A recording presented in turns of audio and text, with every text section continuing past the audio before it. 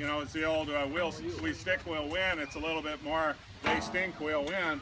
You know, we have budget problems. You know, we have the majority cut taxes at the time when we didn't really have the taxes to cut, and now they're going to basically screw with us as far as what they cut and what they don't cut and so on. And that's going to just be ongoing. I think on Monday we'll probably find out if we're having a special session, and I expect to have a special session. And we'll have to, as a legislature, move some stuff in. We have a lot of issues in this state. You know, a big one with my campaign has been WSI and how it doesn't treat our first responders properly. You know, when you've got a chief fireman who ends up with a $35,000 bill because he goes out and rescues somebody else. Or when you have first responders that get absolutely nothing for disability when they can't get up out of their chair because they're so seriously injured. The people of the state just don't know what's going on with WSI, with these first responders, and so we have to educate them. But this is one of those things when people find out, they're really outraged at how our state has treated its heroes. We also have the problem with how the state has treated its land. And those of you who are farmers or environmentally concerned at all and stuff, our last oil boom probably left behind about $1 billion, maybe $2 billion worth of damage. It's not being cleaned up. And we have to, in this future, we'll have to clean that up. And at the same time, we have to make sure that that doesn't happen again. And so we need reasonable regulations, and reasonable regulations are actually favorable both for the land and for the industry. So we really, really need to do that. And we're just having a problem in general with the good old boys. You know, it's just a problem. So many people in this state, as I campaign, are afraid of the government. And that includes mayors, commissioners, all kinds of people that are afraid to speak up about the injustices that they have experienced because they are afraid that that's going to mean that their city won't get a grant or their county won't get treated properly. And there's a lot of other individuals too that just have never felt represented by this state.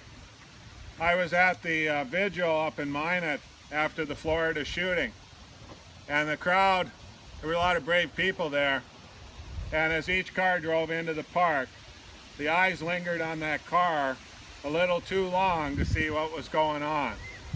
And I thought about how here we have people in this state that is not outside the idea of beliefs that there's somebody coming to shoot them because of who they are. That's what's happened to our state, and that's really, when you look at this Trump fiasco and the Republican Party, that is the road they're taking this state down. And if we want to be this state where people are welcome and can live in peace, we as Democrats have to stand up, and we have to say no, and we have to start to win.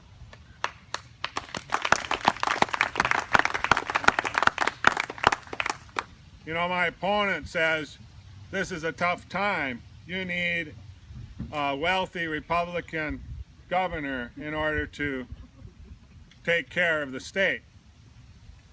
Well, we went back how many years now with wealthy Republican governors? Let's see. We've got Dalrymple now, and before him Hoeven, and gee, we even had another guy before that. 24 years of wealthy Republican governors. You would think 24 years would be enough time for a wealthy Republican governor to take care of what was the problem in North Dakota that a wealthy Republican governor would look at.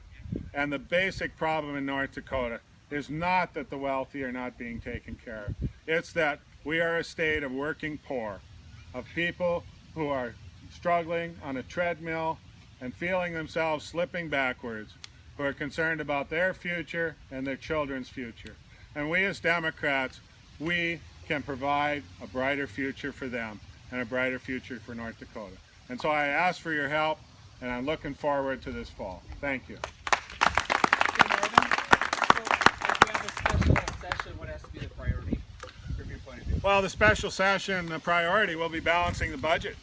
you know, I mean, that'll be the fundamental thing. We'll probably see an effort to take care of the nursing home problem that's coming in January at that special session. It's really hard to know what's going to get to be entered and what's not going to get to be entered. I think they'll try to keep it pretty narrow because they want just a 3-day session. But we could literally see anything come in at that point. It's just impossible to know. It's just a couple votes, a couple decisions by leadership. Because what you have is you have your delayed bills committee, which is basically the Republican leadership with a couple token Democrats on there decide what can come in. But we'll have to balance things. It's sad to say, but I think what we're probably going to see is higher ed's probably going to take their 10% cut right now. That's just when I see things. I think probably we'll push back some DOT projects, and then around the edges, I just don't know what's gonna happen. But we just have to bring it in line. There's no way with the current body. I don't see any new taxes or anything like that happening. You know, they probably should, but I just don't see that being realistic that there will be. Yes. Marvin, I know with the Yes, I know. And I wanted to just ask, what's going to happen with all of the funding that was provided for the human trafficking bills that were enforced? That's, you know, the Attorney General just completely dropped the ball on that. And that money, half of it was put out in emergency last session, and it should have been out earlier. And now he's using the excuse of the land audit that wasn't even in sight at the time that it's got to go through. The big problem was that was being done as a pilot project, so we would have data to know what to do across the state to deal with this problem. Now we're not going to have any data at all. So it really threatens the whole program because of what he did. And the human trafficking is right in there with the drug trade, with the gangs out west. It's all part and parcel of it. It's very important for law enforcement in this state that we get a handle on this. And now our chief law enforcement official has just completely dropped the ball.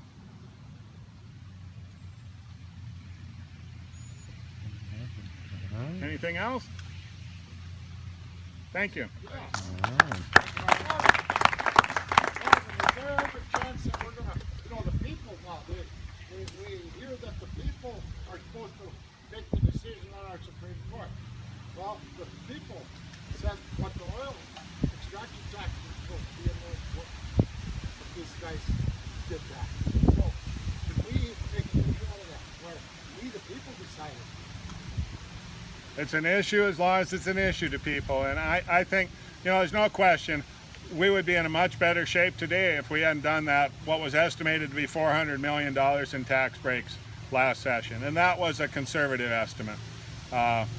You know, that's the thing that's so frustrating now is we're going to see we can't do daycare because we don't have the money. We can't help autistic children because we don't have the money. We can't fund all these necessary programs for vulnerable people because we don't have the money. Well, we had the money, we had the potential to have the money, and here we are.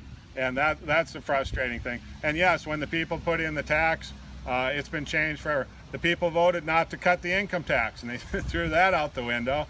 The people voted not to do corporate farming, and that seems to be back on the table already too. So the legislature, I've often said now that North Dakota really, you know, you got Republican friends, and they'll say, well, I vote Republican.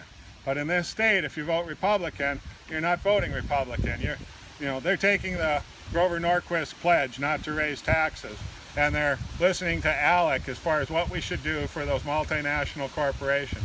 And that's what's actually running the state of North Dakota. So we really aren't a Republican state. We're a massive corporate benefit state. And I always got along good with the Republicans, but there aren't very many of them.